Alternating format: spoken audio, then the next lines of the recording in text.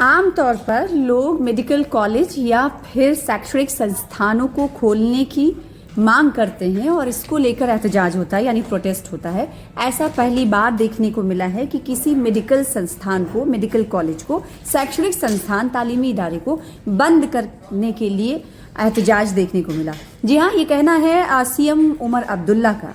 ये बात किस परिप्रेक्ष्य में उनकी तरफ से कही गई? आपको याद होगा कि अभी कल ही श्री माता वैष्णो देवी मेडिकल कॉलेज की जो 50 सीटें तनाज़े का सबब बनी हुई थी, उसे एनएमसी ने पूरी तरह से उसकी मान्यता रद्द कर दी है। लेटर ऑफ परमिशन जो है वापस ले लिया है, जिस पर सीएम उमर अब्दुल्ला की तरफ से आज राय जाहिर की गई। हालांकि इससे पहले कल हमने देखा था कि सीएम उमर अब्दुल्ला नाराज़गी जता रहे थे कि हमें उस कॉलेज में बच्चों को नहीं भेजना चाहिए। अगर मैं पेरेंट होता, माँ बाप होता, तो मैं बच्चों को उस ऐसे जगह पे नहीं भेजता जिस पर खूब राजनीति हो रही हो।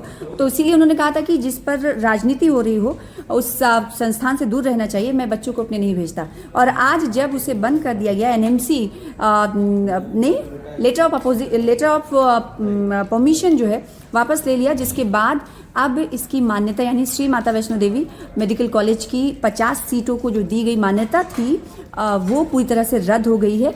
इस पर इजहार ख्याल करते हुए सीएम उमर अब्दुल्ला ये कहते हुए नजर आए कि पहली बार ऐसा देखने को मिला है कि लोग एहतजाज करते हुए नजर आए, इसलिए कि ताकि ये कॉलेज बंद हो जाए। और आज बंद हो गया है तो जम्मू के लोगों के साथ बड़ा धोखा इसे एनसी बता रही है।